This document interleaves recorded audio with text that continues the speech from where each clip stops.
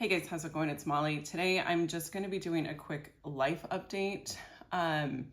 It's been a while since I have filmed and uploaded consistently, and I wanted to kind of explain my absence and where I've been because I'm wanting to jump back into filming and being more consistent with my channel. So let's go ahead and get into it.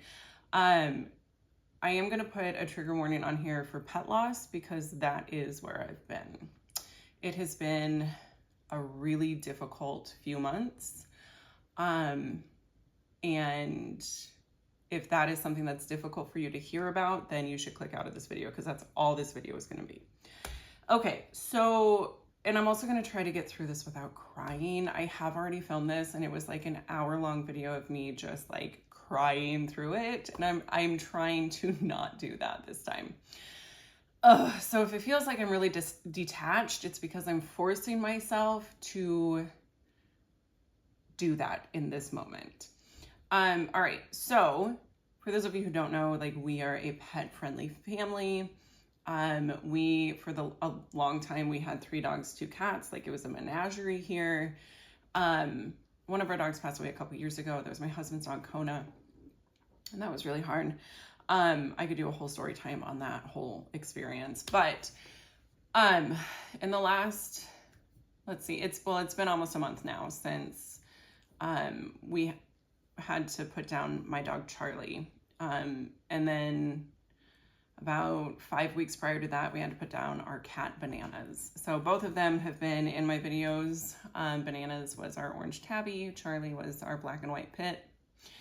Anyway, essentially, Bananas got sick first. He had some labored breathing. We took him in. He had had it for a while, but we didn't really recognize that that's what was going on. And shame on us, we should have known. But I think if you're not used to looking for signs of difficulties with breathing in pets, you don't necessarily know what to look for. And it wasn't super over the top obvious. Anyway, I took him in to the vet on May 1st, and he was diagnosed with pleural effusion. If you don't know what that is, it's a secondary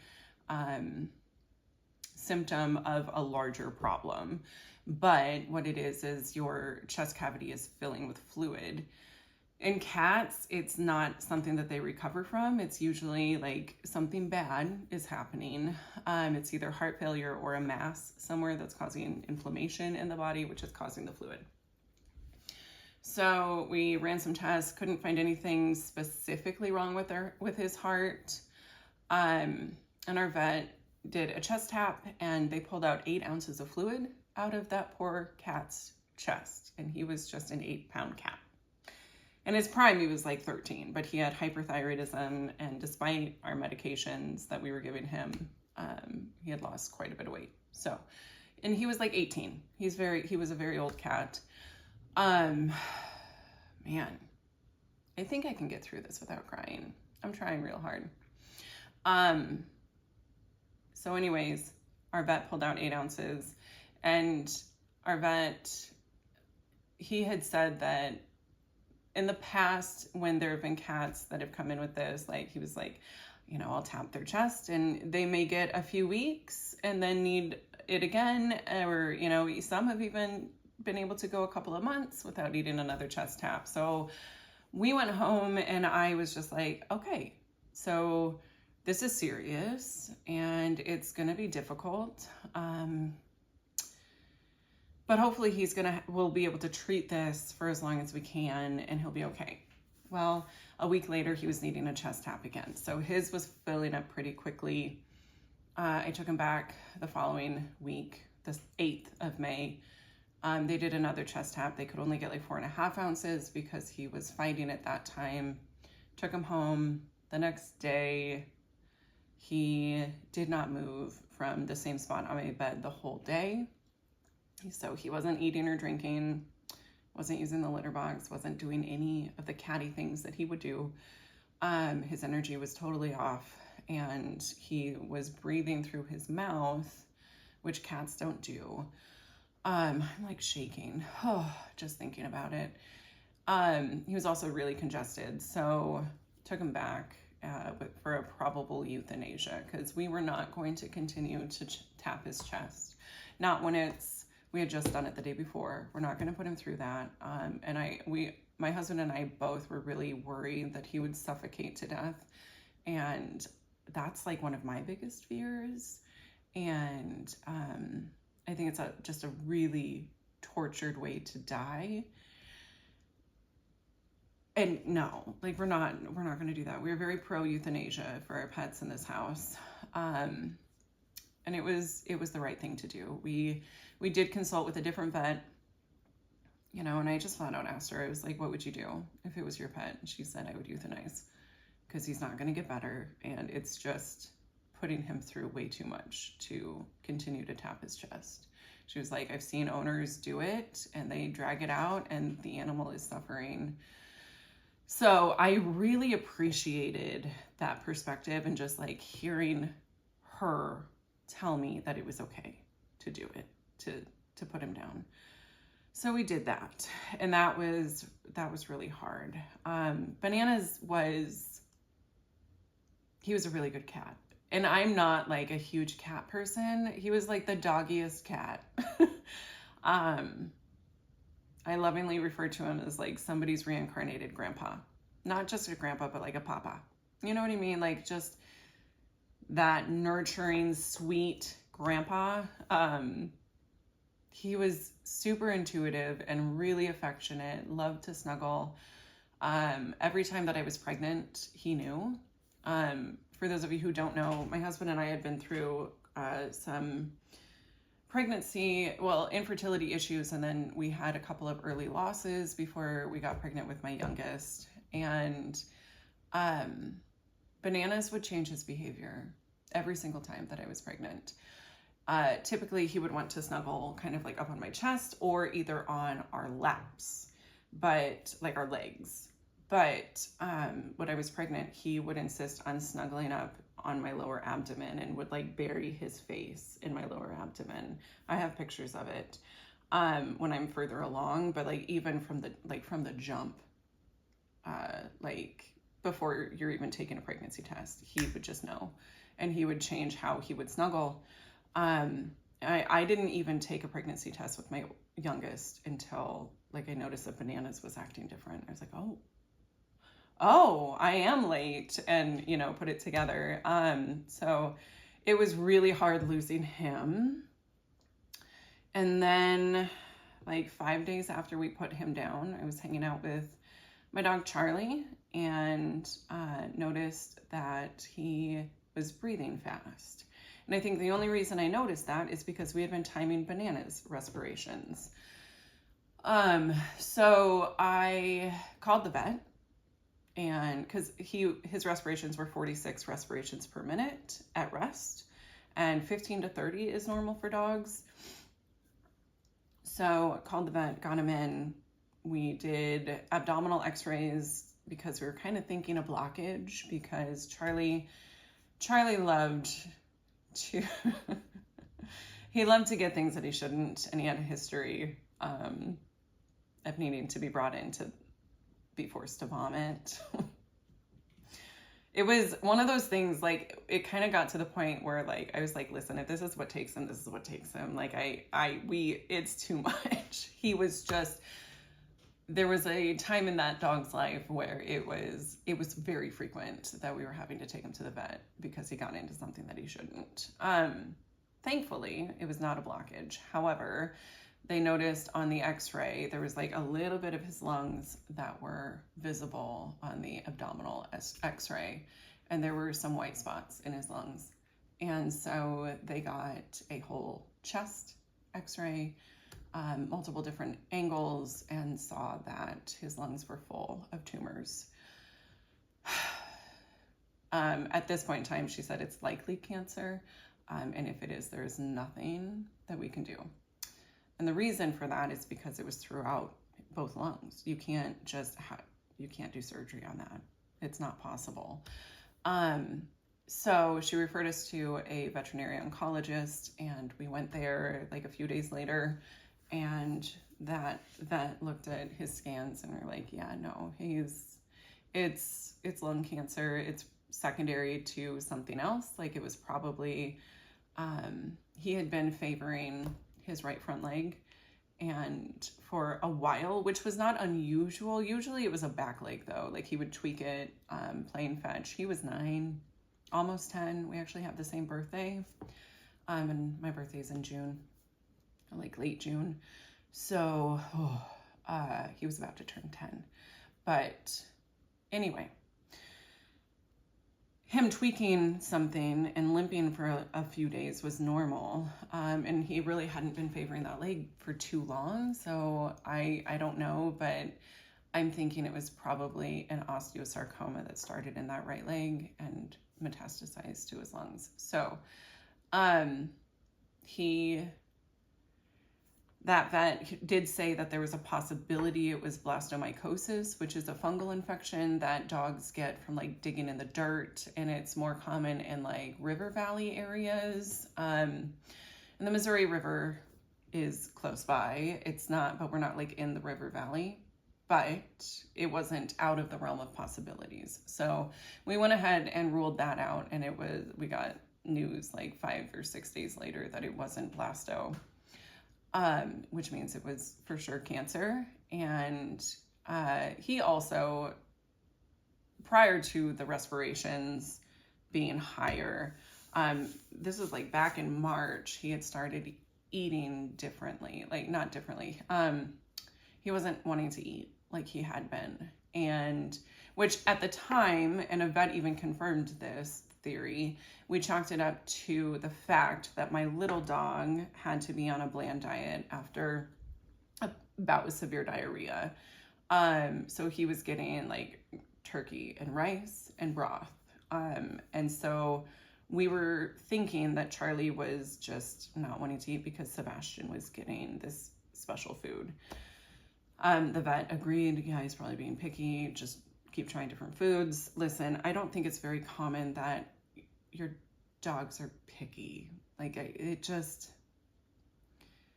that you need to rule out disease before you just assume. And the vet that thought that she was newer, and it wouldn't have made a huge difference anyways.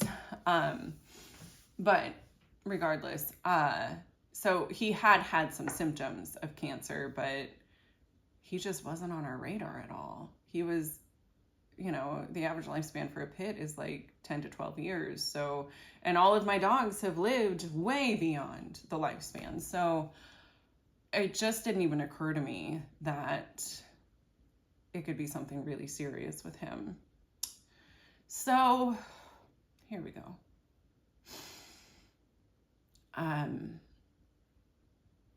Yeah. And I don't know that it would have mattered because a lot of dogs, like, they're not going to let you know that they're in pain or that something's wrong until it's too late. Not all the time, but that was the case with Charlie. So essentially they said, just take him home and make him as comfortable as possible. They gave us meds. They gave us an appetite stimulant to help him eat, which he hated. Oh, that poor dog. He would preemptively start like drooling because it made him want to vomit, I think. I think it tasted awful. But he got an appetite stimulant, prednisone, Lasix to help draw fluid off of his lungs, because it wasn't the tumors that was causing the breathing issues necessarily. It was more like fluid was building up because of the inflammation that the cancer was causing within his body. He had codeine, prednisone, I said, an anti-nausea drug, gabapentin for pain. He was on just a ton of stuff, and we adjusted as needed. Thankfully we were able to give him more good days than bad days. We almost made the call several times before we finally did. There was one morning, like, unless we were sitting with him, he was crying. And I think it's because he was scared, because breathing was hard.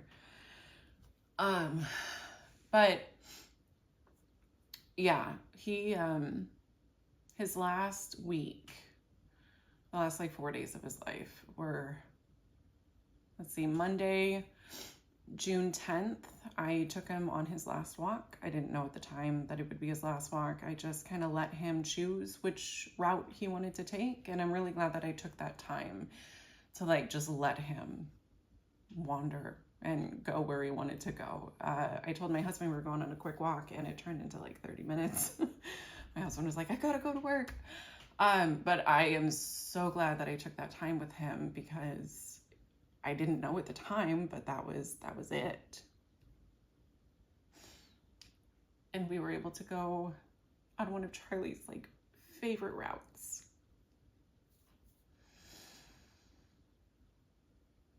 Oh, because a lot of times I would just walk him around the block, right? Like I'd stop at home during my lunch break and that's what we would do and that's what we had time for.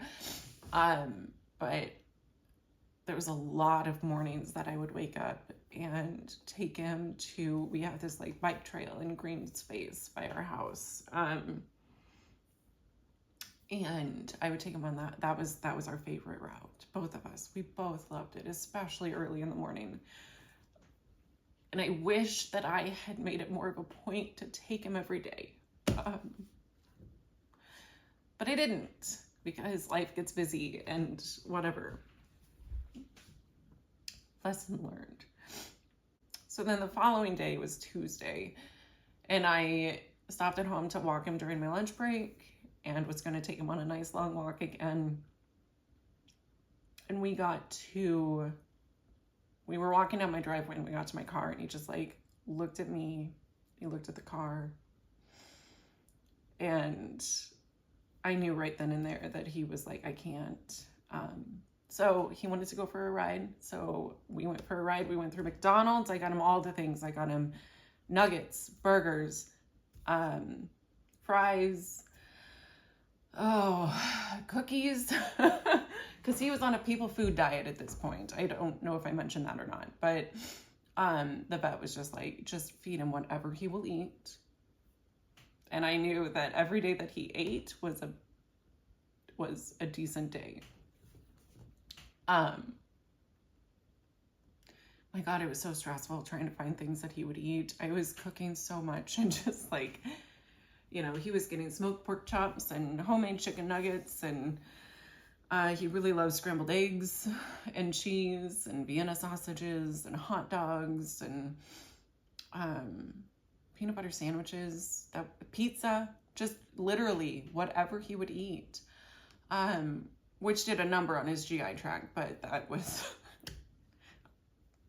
not going to worry about that. So anyway, we got all this McDonald's, and I think he took a bite of the cookie and he took a bite of a chicken nugget, and that was it. So that's a huge red flag. The things that this dog loved were going for walks, getting any people food whatsoever, just food in general. He loved food. He loved to eat, playing fetch, snuggling with his people, and yet he can't walk. He could walk, but he couldn't go on walks. I think he knew at this point that if he got too far from home, he was going to need help getting back, and he didn't want that. So at this point, really the only activity that he loves doing, that he was still able to do, was playing fetch and completely annihilating soft toys. Those were like some of his favorite things ever. The rest of the things, and snuggling, he was still able to snuggle, of course. But so then Wednesday, I have Wednesdays off work, and I was home, and I think he ate like a couple hot dogs. Like, no, I don't remember. He had maybe a hot dog. So I realized that it needed to happen. So I ended up taking the next day off, and this was June 13th. I took the day off of work. I spent the whole day with him. I called that morning to schedule his euthanasia appointment for 6:45. And I spent the whole day with him. I did for an hour or so, I ran to Petco and I bought him just a ton of stuff. and he loved it. So that night we took him and we were with him the whole time. This is my husband and I. Petting him. I was talking to him about everything that he was about to get to go do. Whether you believe in an afterlife or not, I don't care, because I do. And I fully believe that dogs and cats and these just animals that touch our hearts go to heaven. And so we had like a really, I like to think that he knew what I was saying. Whether that's delusional or not, I don't know.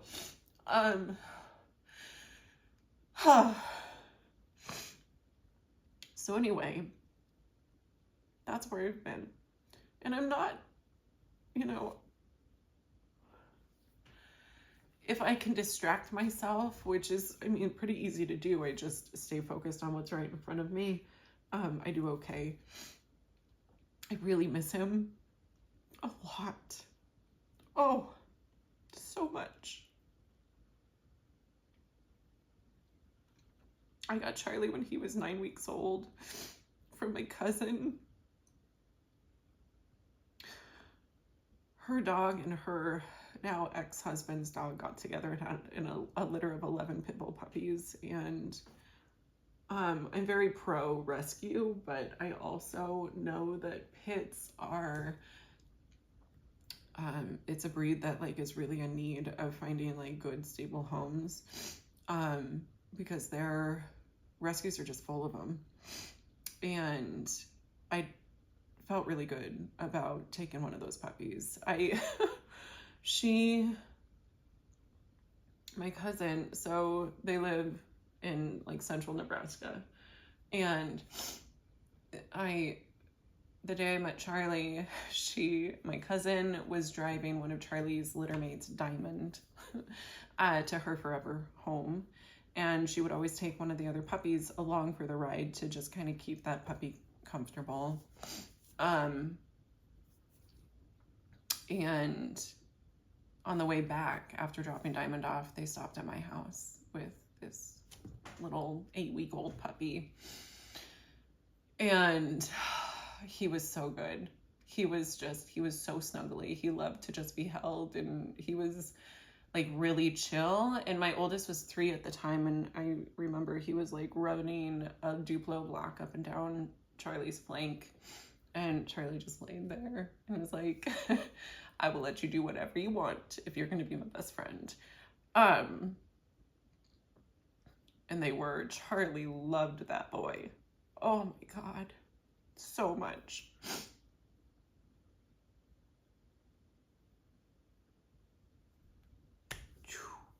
Damn. So anyways, that was a huge green flag. And I was kind of thinking about getting another dog at that point, and had, but you know, I wasn't sure what I wanted to do. And anyway, my cousin was like, this is a really good sign that he's so like relaxed and like chill with kids. Do you want him? And I was like, give me a week to think about it, because I knew I fell in love with that dog right then and there. I was like, oh my God, you're so cute, and so sweet. And anyway, when it was time for them to leave, it was my cousin and my aunt and Charlie, who was named Boss at the time. That was his little puppy name, was Boss, which we changed to Charlie because I didn't want to, I wanted something a little less like intimidating. So anyway, my aunt and my cousin were walking to the car when it was time for them to go, and Charlie just like, he was following them, and then he just sat his little butt down in our driveway like, no, this is my house. These are my people.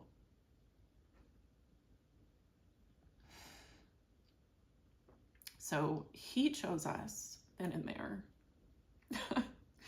And, but I still made my cousin give me a week. I don't know why. I should have just been like, well, I guess we have a dog.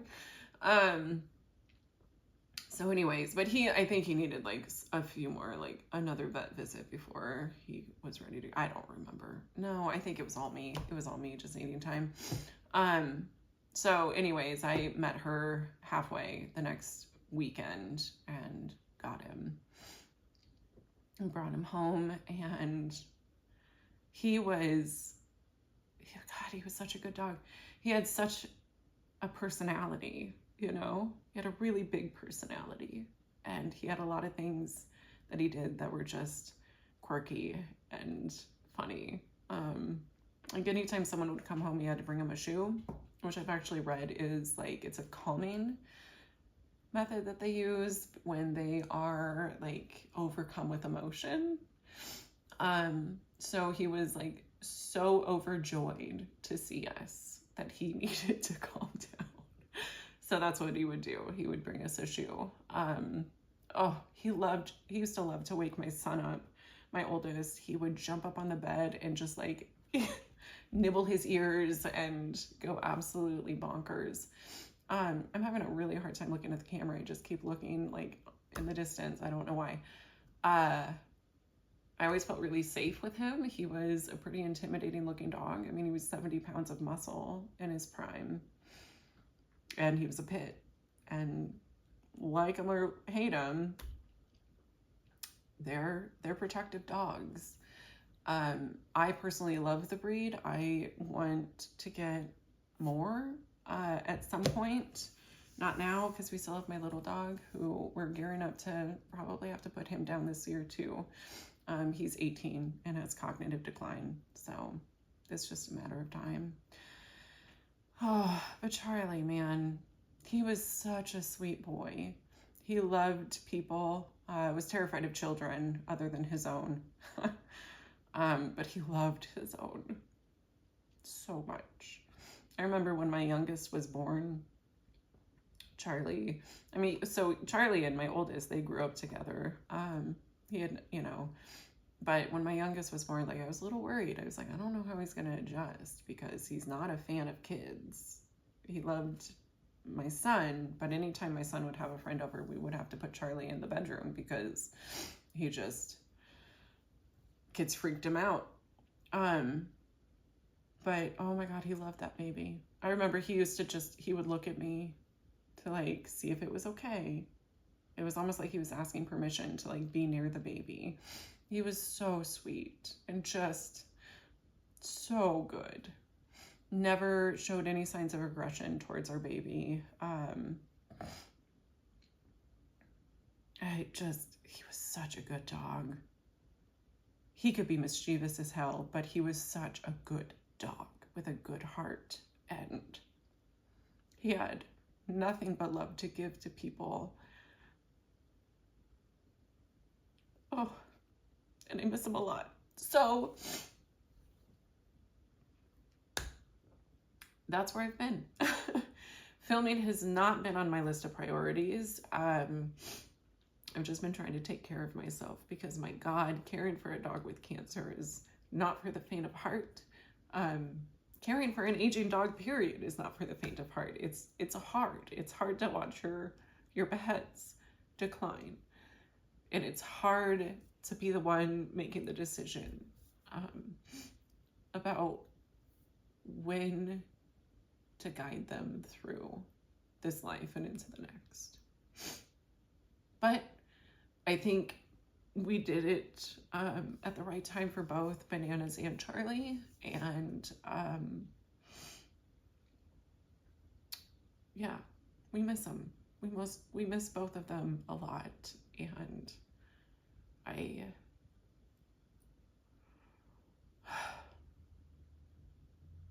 life is just weird right now. But I've been through the loss of a pet before, and I do know that like life goes on and I have to be able to function, which I am doing okay. When I stop and talk about it or think about him too much, I'm gonna be crying and I think that's just how it is. I don't know at what point that won't be the case. Because he was really special. Oh, all right, you guys, I have got to end the video here because if I continue, I'm just going to cry and cry and cry. And I need to switch it off and go about my day and be a functioning member of society. So thank you so much for watching. I am posting this before I post the other videos that I have filmed that are makeup related, because I just wanted to like say, hey, here's where I've been. And yeah, we'll just leave it there. Thank you so much for watching. I will see you in my next one. Bye.